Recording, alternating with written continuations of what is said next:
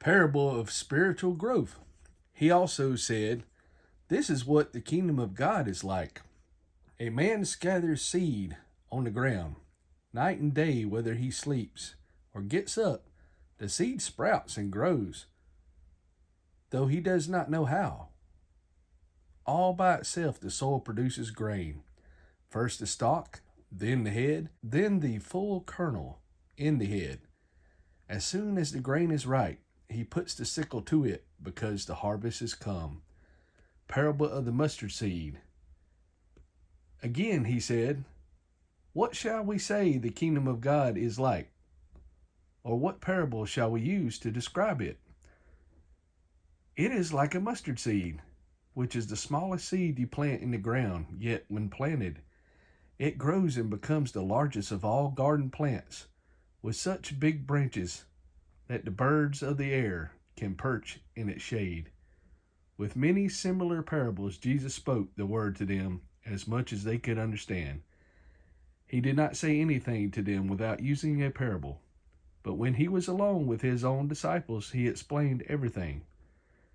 Jesus calms the wind and the sea.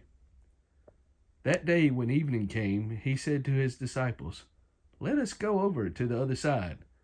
Leaving the crowd behind, they took him along, just as he was, in the boat. There were also other boats with him. A furious swell came up, and the waves broke over the boat, so that it was nearly swamped. Jesus was in the stern, sleeping on a cushion. The disciples woke him and said to him, "Teacher, don't you care if we drown?" He got up, rebuked the wind, and said to the waves, "Quiet, be still." Then the wind died down, and it was completely calm. He said to his disciples, "Why are you so afraid? Do you still have no faith?" They were terrified and asked each other, "Who is this? Even the wind and the waves obey him." Jesus drives out demons at Gersa. They went across the lake to the region of the Gershens. When Jesus got out of the boat, a man with an evil spirit came from the tombs to meet him. This man lived in the tombs, and no one could bind him any more, not even with a chain. For he had often been chained hand and foot, but he tore the chains apart and broke the irons on his feet. No one was strong enough to subdue him. Night and day among the tombs and in the hills he would cry out and cut himself with stones. When he saw Jesus from a distance, he ran and fell on his knees in front of him. He shouted at the top of his voice, "What do you want with me, Jesus, Son of the Most High God?